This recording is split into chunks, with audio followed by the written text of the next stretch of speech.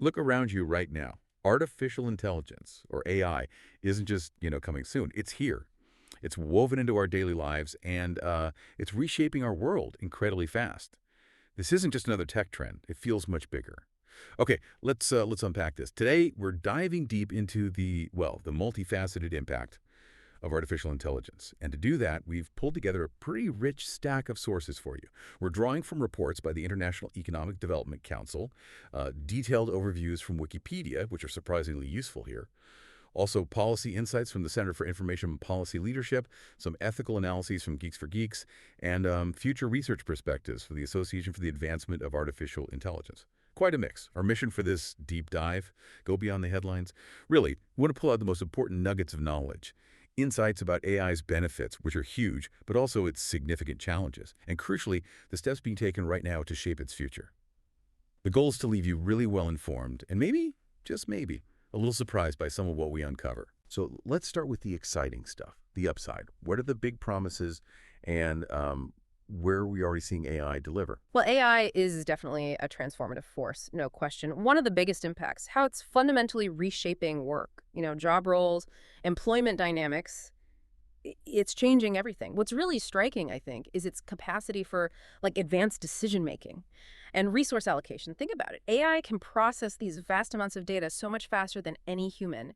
And that leads to, well, demonstrably better outcomes in fields like healthcare, finance, manufacturing. You mentioned logistics. AI can instantly optimize workload distribution, make sure the right stuff gets to the right place, minimize bottlenecks. It's very efficient. That example really hits home. It shows AI isn't just about, replacing people entirely. I saw a key point in our sources about this, how AI is increasingly complementing human skills, not just taking them over. Can you expand on that a bit? Absolutely. And that's a crucial distinction. A great example is collaborative robots. Cobots, you see them in manufacturing, working right alongside humans. They handle the repetitive stuff, maybe the dangerous parts, freeing up the human workers for more complex tasks, things needing judgment, creativity. Problem solving. Exactly, problem solving. So it's not just automation, it's augmentation, making humans more capable. So it's not just about jobs changing, but new opportunities popping up too. Are we Yeah. seeing completely new job categories emerge because of AI? We definitely are. The World Economic Forum's 2024 Future of Jobs survey, which we looked at, it projects that AI and tech-related roles, they're going to dominate the fastest-growing job categories. We're talking between 2025 and 2030. What kind of roles? Things like data analytics, machine learning engineering, AI, development specialists. The key insight here is, yes, some roles might diminish, but the job market is really reorienting, creating new, often more specialized positions. Okay, that's the optimistic view, and it's compelling. But, for every benefit, there often seems to be a serious challenge lurking. And this is where it gets really interesting, I think. We have to talk about the flip side, the big concerns AI raises, especially around jobs. What's the main worry jumping out from the data? The most immediate one, widespread job displacement. It's hard to ignore. A Goldman Sachs report we reviewed estimated something like 300 million full-time jobs worldwide could be exposed to automation thanks to generative AI. Wow. Exposed. Exposed, yeah. And another study, McKinsey Global Institute, suggests AI could automate up to 30% of hours currently worked across the U.S. economy by 2030. Now, exposed to automation isn't exactly the same as lost, you're right, but it definitely signals a huge need for adaptation, for change in the workforce. 300 million jobs. Yeah. That's a staggering number. But you mentioned this impact isn't spread evenly, right? Yeah. Which feels critical. There's this idea of skill polarization. Demand for high-tech skills goes up. Low-skilled jobs maybe face obsolescence. But here's where it got counterintuitive for me. I always hear AI hits blue-collar jobs hardest.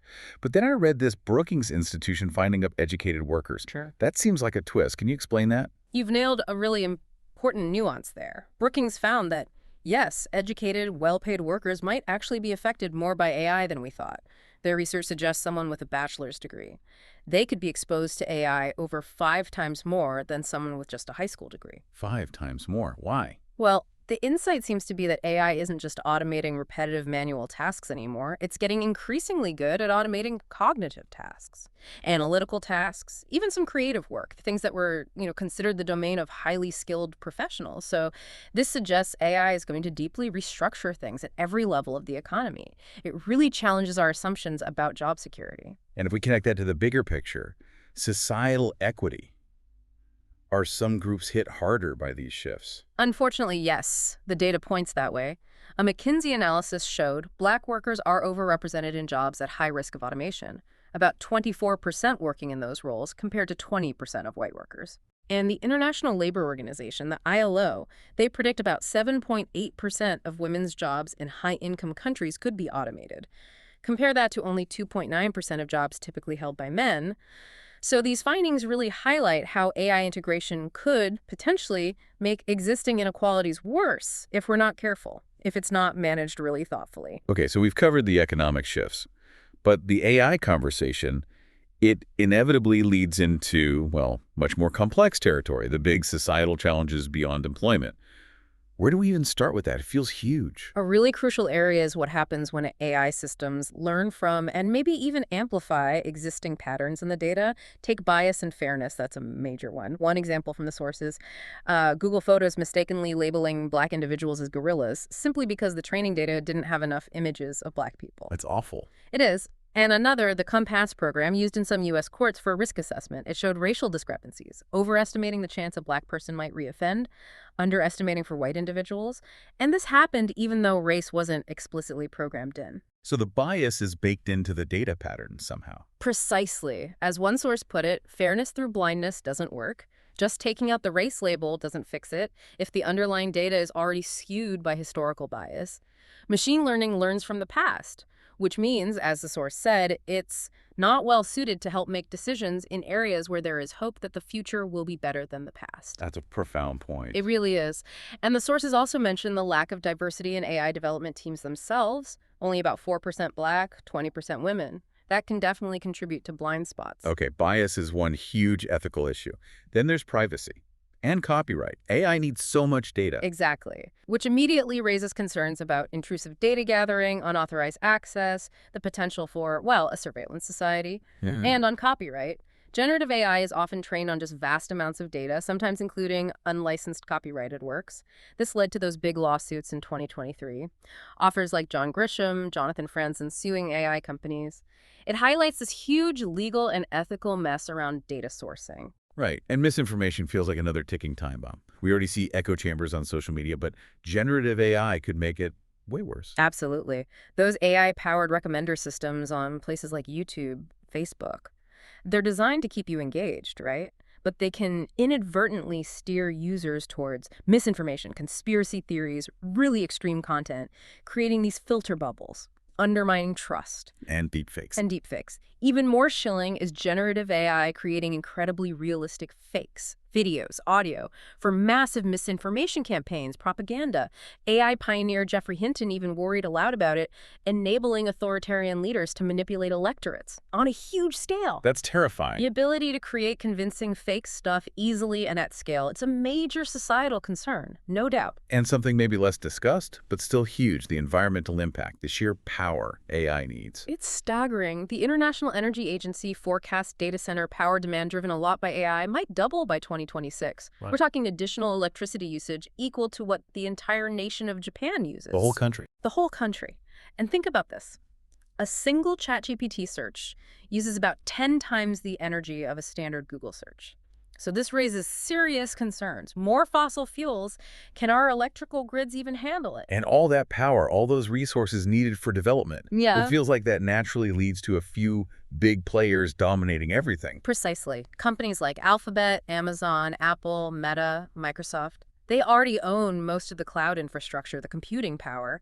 This lets them dig in deeper, create this landscape where just a handful of tech giants could control AI's direction. And wrapping up the challenges section, there's the really chilling stuff. Bad actors, weaponized AI. This isn't just sci-fi anymore. It's really not. We're talking about lethal autonomous weapons. Yeah. Law Arasis. Machines that can target and engage humans without supervision. Wow. Beyond that, AI tools can help authoritarian governments with mass surveillance, digital warfare.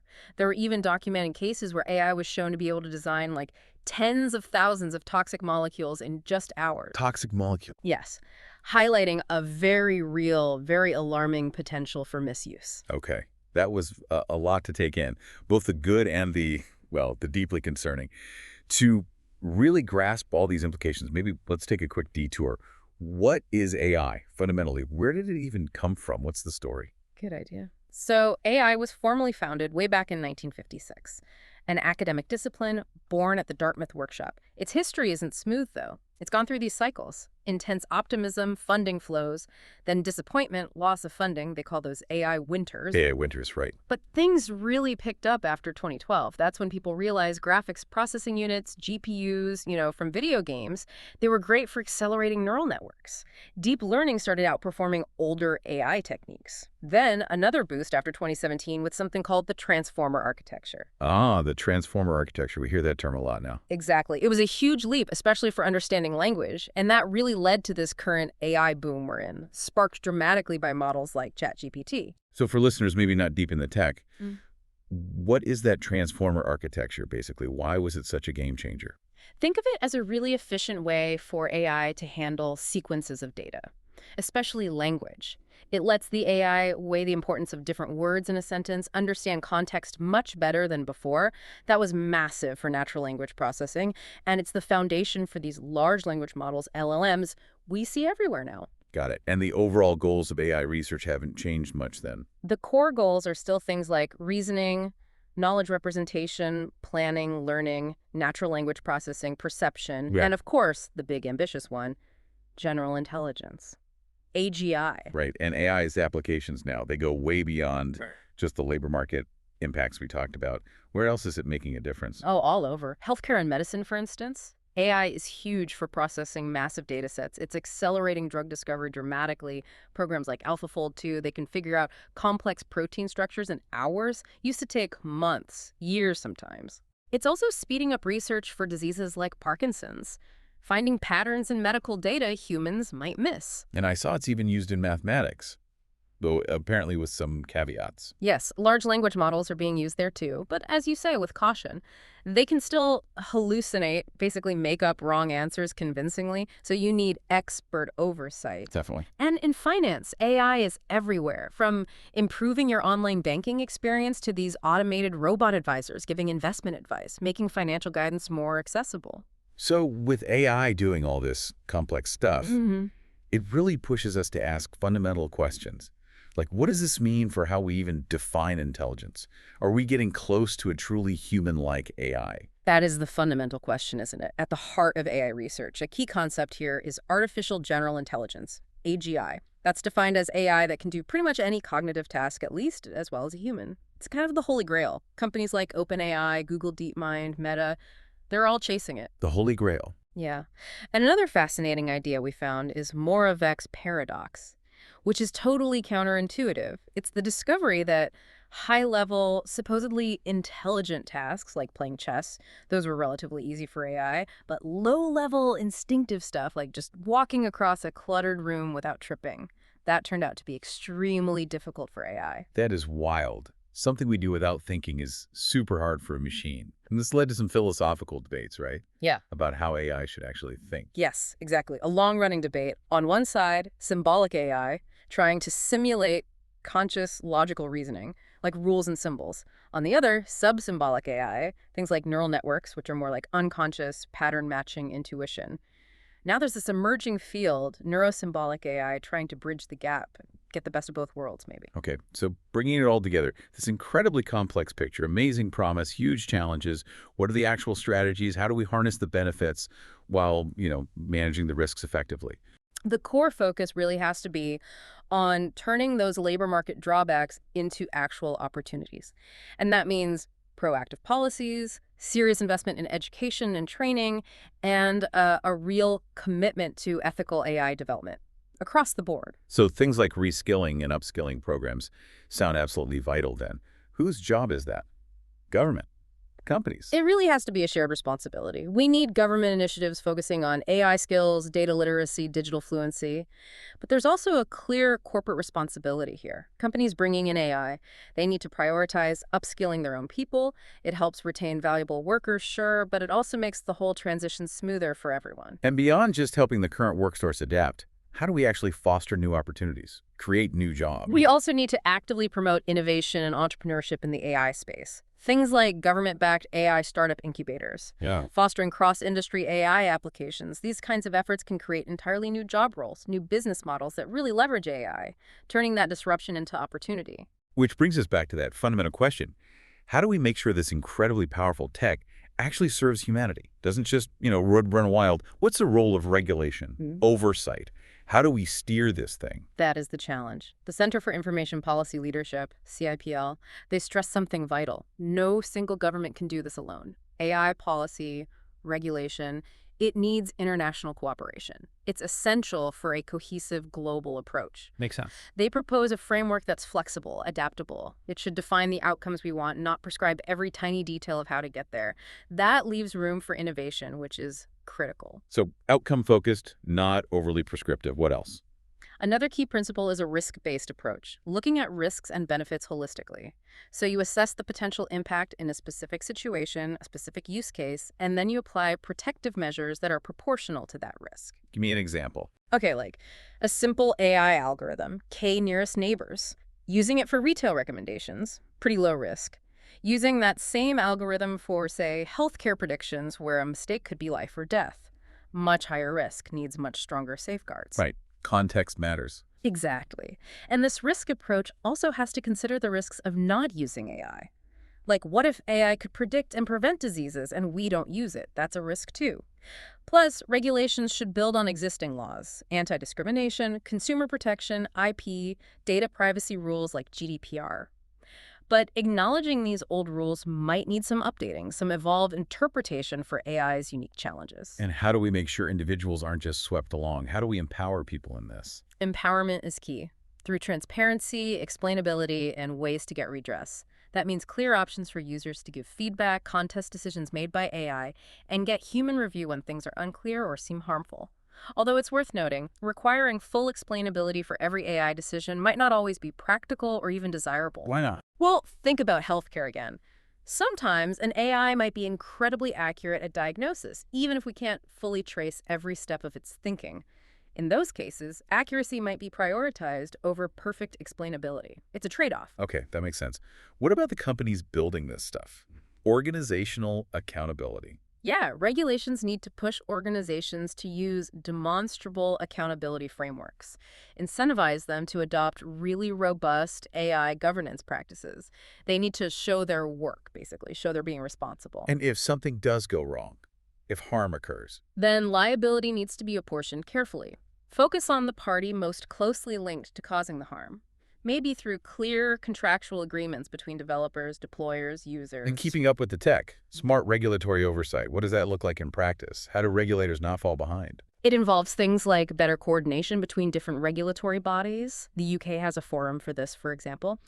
And fostering innovation safely through things like regulatory sandboxes. These are controlled environments where companies can test new AI applications and regulators can test new rules, figure out what works. Sandboxes, like a safe place to play with new ideas. Exactly. Places like the UK, Singapore, Norway, Colombia, France are using them. It allows for policy prototyping, trying things out before rolling them out wide. And ideally, all these different national rules should work together somehow. That's the goal. Global interoperability, making sure AI policies and regulations align across borders. That reduces compliance headaches for companies, increases legal certainty. We're seeing efforts here already, like the G7 initiative, the OECD AI principles, moving in that direction. Okay, so that's the policy side.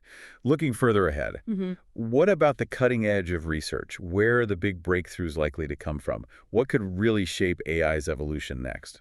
The AAI, Association for the Advancement of Artificial Intelligence, they point to some key areas. One is developing new architectures beyond transformers, trying to overcome the limits of current models like their fixed context windows or struggles with really complex reasoning. So looking for the next big thing after transformers. Pretty much. Another huge area is improving long-term planning and reasoning, including causal inference, getting AI to truly understand cause and effect. Current models often struggle with foresight, with multi-step problems that need real planning. Then there's embodiment and real-world interaction, giving AI a better grasp of physical reality through sensors, movement, letting it learn by doing, not just processing text and images. Like robots learning about the world by interacting with it. Exactly. Also, developing privacy-preserving methods to acquire social data. How can AI learn about social cues, human interaction, without violating privacy laws? Tricky, but important. And, of course, the whole field of AI for social good. Applying AI specifically to tackle big societal challenges. That needs deep collaboration between AI folks and experts in other fields. One thing that really jumped out at me from the Create AI research was this perception versus reality gap. It sounds like researchers feel the public doesn't quite get what AI can really do. You absolutely hit on a major point there. A big majority of AI researchers, like 79% in one survey, feel public perception of AI capabilities is off, doesn't match reality. And they worry this mismatch is actually hindering research, maybe creating unrealistic hype or fear or misdirecting funding. Oh, so? Well, if everyone focuses only on the flashy stuff, like large language models based on transformers, there's a risk we lose diversity in our research approaches. We might miss out on other promising paths because all the attention and money going to one area, putting all our eggs in one basket, basically. That's a really interesting perspective. So as we wrap up this deep dive, it's just crystal clear, isn't it? AI is this incredibly powerful tool, immense potential for good, absolutely.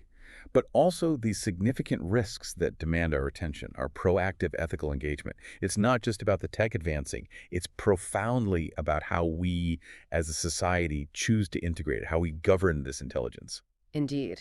And if we look at history, the lessons from past tech revolutions, they scream the importance of investing in education, fostering adaptability, implementing inclusive policies. The goal has to be ensuring AI's benefits are shared widely, across all parts of society, not just concentrated with a few. So as AI keeps learning, keeps evolving, often learning from our past, what does it truly mean for us? For you, listening right now? How do we ensure it helps build a future that is genuinely better than the past? One where its huge benefits are shared widely, truly inclusive for everyone. With all this knowledge now, what will you do?